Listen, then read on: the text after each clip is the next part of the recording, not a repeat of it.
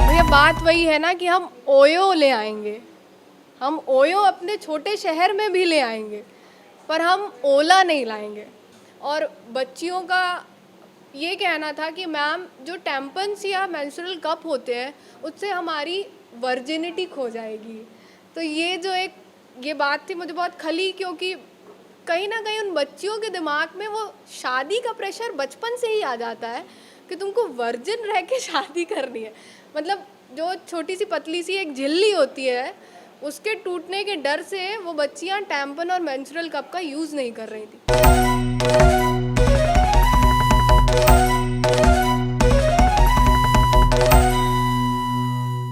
No फिकर के कार्यक्रम आज की छोरी में आप सभी का स्वागत है। और आज हमारे साथ हैं रीवा की निवासी विभूति मिश्रा, जिन्होंने सैनिटरी पैड्स और दवाइयों को लेकर के एशिया की सबसे बड़ी पोर्ट्रेट तैयार की है और इसका खिताब भी जीता है। इन्होंने यह साबित कर दिया है कि महिलाएं क्या नहीं कर सकती, अगर चाहें तो सब कुछ हासिल कर सकती हैं। इसी बात को लेकर के विभूति मिश्रा आगे बढ़ी और इन्होंने अपनी काबिलियत से इस हुनर को आगे बढ़ाया और अपने मुकाम तक पहुंची। आपका हमारे कार्यक्रम में स्वागत है। Thank you so much. Vibhuti ji, आपसे जानना चाहेंगे कि ये पोर्ट्रेट बनाने की इच्छा आपको कैसे जागी, इतना बड़ा पोर्ट्रेट तैयार किया, और सबसे बड़ी बात कि उसमें सैनिटरी पैड्स और दवाइयों का ही क्यों उपयोग किया गया? आज से 4 साल पहले की बात है। कोविड के पहले मैं हॉस्पिटल विज़िट करी, तो मैंने वहाँ पे ये देखा कि जितनी भी लेडी डॉक्टर्स और नर्स हैं, ज़्यादातर वुमेन्स को यही वो बता रही हैं कि आपने सफाई का ध्यान नहीं दिया, इसी वजह से आप यहाँ हो। तो तब से वो बात मेरे दिमाग में थी। कोविड की वजह से क्योंकि बहुत सभी डिस्टर्ब थे, दिमाग से हटी।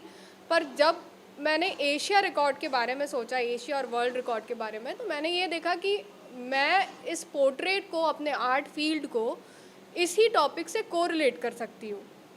फिर मैंने इसमें सर्च किया तो मैंने देखा कि ऐसा अभी तक काम हुआ नहीं है, तो ये वैलिड रहेगा मतलब रिकॉर्ड बनाने के लिए। फिर इस पर सर्च करी, सामान परचेज़ किया, बहुत सारे रीवा से 2-4 अच्छे लोगों से जुड़ी, उनकी मदद की वजह से सब बना। जैसे मदद किया, जिक्र किया, तो किन किन लोगों से इसमें सहयोग मिला आपको? शासकीय लोगों से भी सहयोग मिला या अधिकारियों से सहयोग मिला? किससे सहयोग मिला आपको? कलेक्टर साहब का बहुत सहयोग था, मनोज पुष्प सर का, और बहुत खुले तरीके से मेरी मदद करी है गाना जी ने, नीलम मेडिकल स्टोर, और परमजीत सिंह दंग ने। इन दोनों ने बहुत ही खुले बैनर के साथ में हेल्प करी। बोला कि नहीं विभूति, ये ऐसा टॉपिक है जिसको शायद कोई टच ही नहीं करेगा तुम्हारे बाद भी, तो इस पे तुम इसलिए करो क्योंकि मेरे घर में भी मेरी बहन है, मेरी बीवी है और मेरी माँ है, और उनको भी पीरियड्स आते हैं, तो हम तुम्हारे साथ हैं, तुम करो, जहाँ भी कोई दिक्कत आएगी हम हैं। तो आपने एक ऐसे विषय पर ये बात उठाई है जिस पर कहीं ना कहीं आज के लोग बात करना भी नहीं पसंद करते हैं, झिझकते हैं, और ख़ासकर लड़कियां तो इसमें ओपनली आना पसंद नहीं करती क्योंकि आज भी बाउंडेशंस हैं इस बात के लिए। तो इस पर कैसे खुल के बनाया अप्रोच आपने, और परिवार से कैसे सहयोग मिला आपको? जी, मैं देख पाती हूँ, मेरे भी बहुत से ऐसी फीमेल फ्रेंड्स हैं जो अपने भाइयों से या अपने फादर से ये नहीं बोल पाती कि हमारे सैनिटरी पैड ख़त्म हो गए हैं, रात के 7 बज गए हैं, अब हम करेंगे क्या। और फिर वो किसी कारणवश, इसी वजह से कि अब वो 7 बजे के बाद घर से नहीं निकल सकती सैनिटरी पैड खरीदने, तो उन्हें कपड़ा यूज़ करना पड़ता है। उसकी वजह से बहुत सी ऐसी फीमेल फ्रेंड्स थी जो स्कूल नहीं आया करती थी। फिर कॉलेज में भी मैंने यही देखा था। तो हमेशा से मैंने यही पाया है, कपड़ा यूज़ करने की वजह से जो भी इन्फेक्शन हो रहा है उसको दूर करना बहुत ज़रूरी है। और लिटरेसी रेट, मतलब आप अगर एजुकेशन की बात करें तो गर्ल चाइल्ड के लिए एजुकेशन जितना ही इम्पोर्टेंट, और जितना अपन इस पर फोकस कर रहे हैं अपनी गवर्नमेंट, उतना ही हाइजीनिक पीरियड भी इम्पॉर्टेंट है।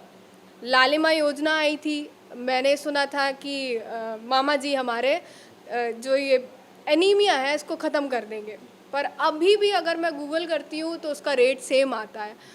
तो इसीलिए मैंने आयरन, कैल्शियम और मल्टीविटामिन्स लिए, जो भी पोर्ट्रेट में मेडिसिन्स लगी थी, और साथ में सैनिटरी नैपकिन्स ली।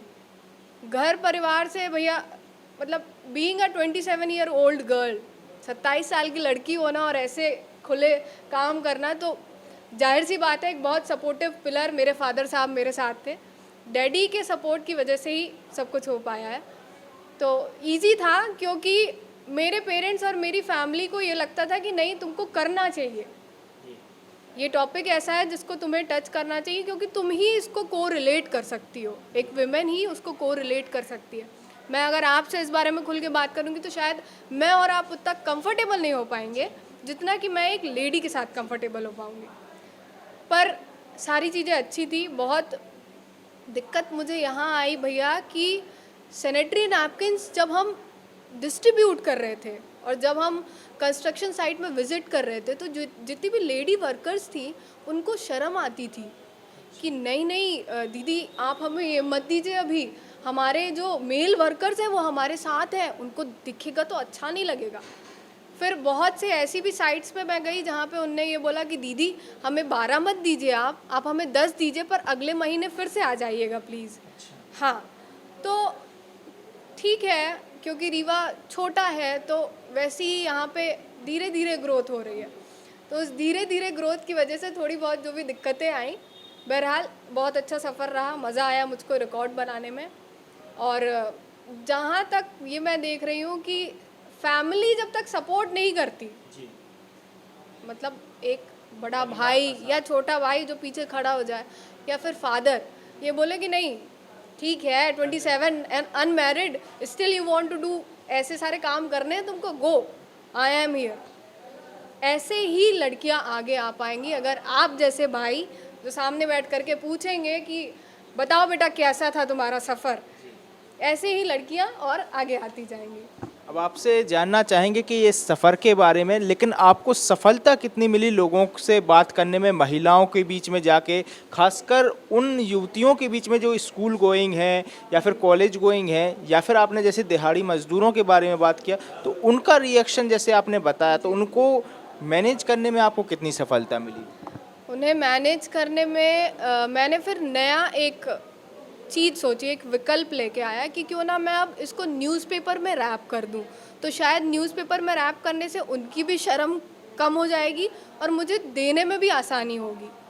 फिर मैंने उसे न्यूज़पेपर में रैप करके इनको, जो अपनी लेडी फीमेल वर्कर्स हैं, उनको देना स्टार्ट किया। पर हमने स्कूल में बहुत ओपनली काम किए, हमने टैम्पन्स, मेंस्ट्रुअल कप, इसका मैंने यूज़ बताया उनको।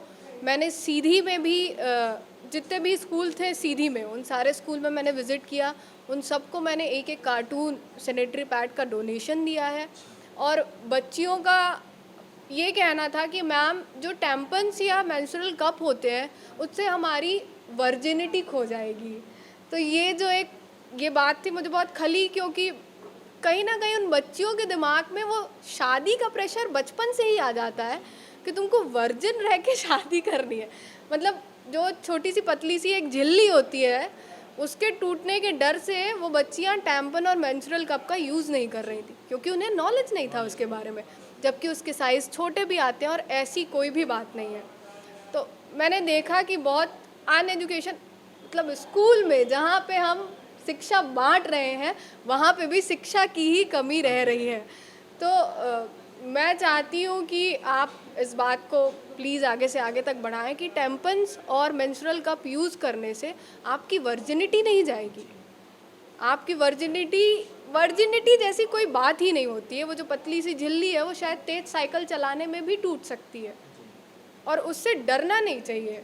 हमारी ज़्यादा सेफ्टी या हमारी अच्छी हाइजीनिक पीरियड के लिए अगर हम टैम्पन यूज़ करते हैं तो हम दौड़ सकते हैं, उससे हमें लीकेज की प्रॉब्लम नहीं होगी। बच्चियों को डर लगता है कि हम वाइट कपड़ा पहनेंगे तो हमें स्टेन लग जाएगा मैम, तो हम कल छुट्टी पे रहते हैं क्योंकि मेरा पीरियड आ गया है, उसकी वजह से शायद उनके क्लासेस मिस होते हैं। तो मैं जैसे कि सेक्स एजुकेशन बहुत ज़रूरी है, ऐसे ही पीरियड्स पे भी एजुकेट करना बच्चियों को बहुत ज़रूरी है। तो इस पे अभी तक आप ही मेरे पास आए हैं जिन्होंने इतनी खुल के बात करी, इसके लिए तो थैंक यू सो मच।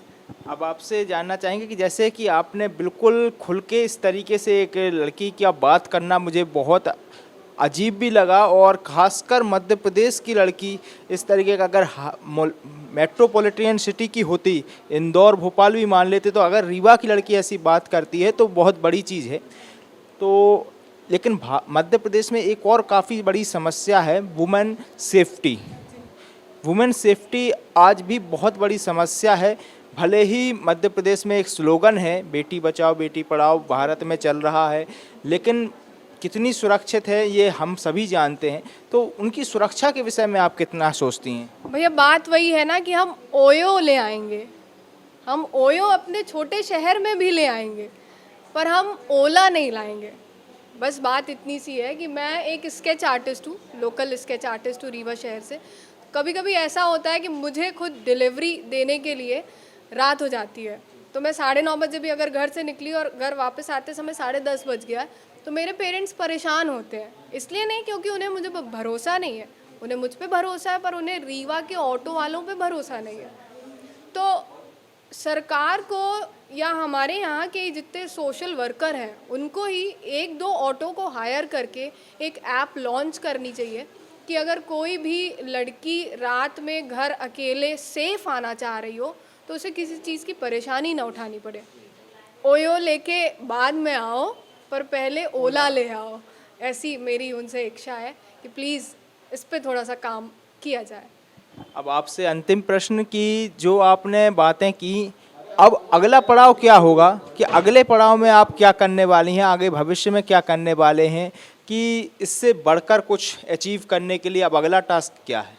जी, अब वो तो एक बहुत बड़ा सरप्राइज है, पर इसी गर्ल्स फील्ड में ही, विमेन फील्ड में ही मुझे कुछ ना कुछ अभी और एक काम करना है। वो अभी मैं मई में करूँगी, एक और रिकॉर्ड बनाना है मुझे इसी फील्ड में, और वो सरप्राइज़ को मैं आपको तभी डिस्क्लोज़ करूँगी। पर लड़कियों के लिए काम करना ज़रूरी है भैया, क्योंकि अगर मैं और आप नहीं करेंगे तो कल को जो मेरी या आपकी बच्ची होगी वो तो शायद 5 साल में भी निकलना सेफ नहीं रहेगा उसका। तो उसके लिए हमें आज ही काम करना ज़रूरी है ताकि जो नेक्स्ट जनरेशन आए वो अभी से सेफ रहे। सेफ्टी पे आप काफ़ी जोर दे रही हैं, तो ऐसा कुछ मैंने फील आपने किया है कि यहाँ पे परेशानियाँ गई हों रीवा क्षेत्र में या बघेलखंड क्षेत्र में, इस क्षेत्र में आपको जैसे ट्रैफिक में या ट्रैवल करने में कुछ समस्या ऐसी गई है क्या जिसकी वजह से आप ये बार बार इस पे जोर दे रही हैं? बहुत बार भैया, क्या हुआ था, मैं रेलवे स्टेशन ट्रैवल कर रही थी ऑटो से, तो एक बगल में बैठे थे कुछ एजेड थे, वो बार बार मेरा हाथ और पैर टच कर रहे थे। तो तभी से मतलब एक रेड अलर्ट मेरे दिमाग में चालू हो गया था। पर मेरी आनंद विहार ट्रेन थी, मुझे कानपुर तक जाना था।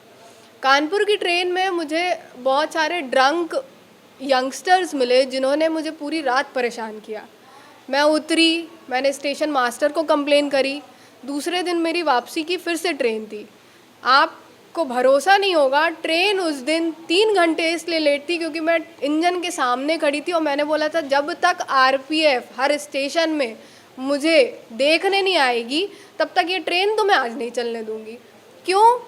क्योंकि आप ये सोचो, अगर वो पिए हुए लोग मेरे साथ कुछ कर जाते और मैं उनका चेहरा भूल जाती तो मेरी तो सब कुछ ख़राब था, पर आनंद विहार चलती रहती।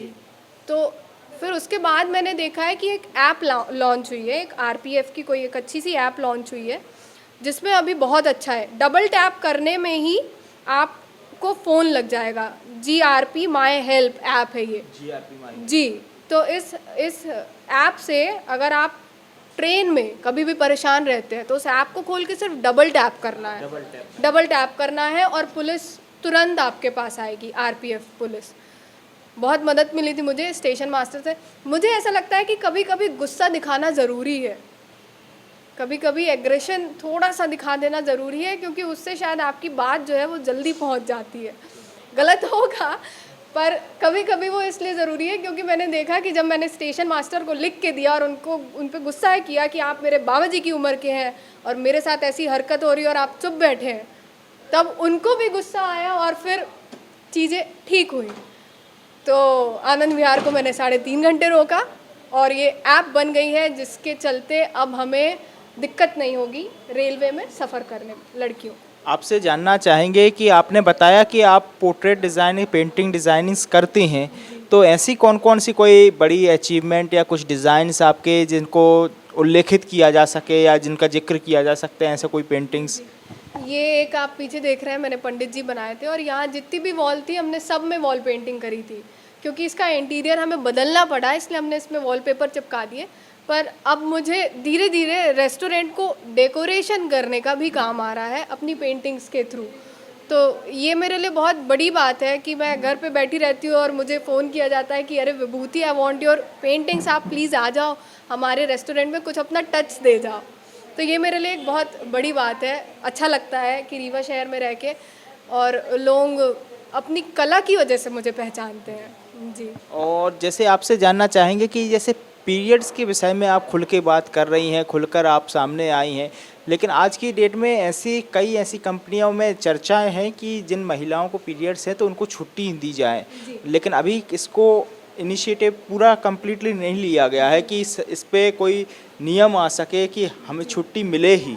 तो इस पर क्या आप विचार रखती हैं? हमें छुट्टी इसलिए नहीं मिलनी चाहिए क्योंकि हम है कि आपको रीज़न दे रहे हैं नौकरी पे 2 दिन ना आने का या 1 दिन ना आने का। हमें छुट्टी इसलिए मिलनी चाहिए क्योंकि मैं मेरी बॉडी से ये प्रॉमिस करती हूँ कि 1 दिन तुम्हें काम नहीं करना है।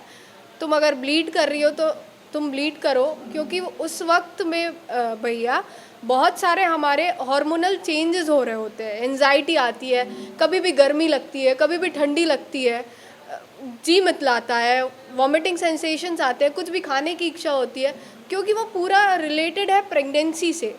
तो इसीलिए वैसी ही चीज़ें कुछ ना कुछ हो रही होती हैं हमारे साथ। तो इसलिए मुझे ऐसा लगता है कि वो गुस्से में जॉब में जाने से अच्छा है, चिड़चिड़ होके जॉब में जाने से अच्छा है कि हमें 1 दिन की लीव मिलनी चाहिए, पेड लीव, जिस पे चर्चा चल रही है। और अगर ऐसा हो जाता है तो बहुत ही अच्छी बात रहेगी। अब देखिए आगे। जी। तो हमारे कार्यक्रम के लिए समय निकालने के लिए विभूति जी धन्यवाद।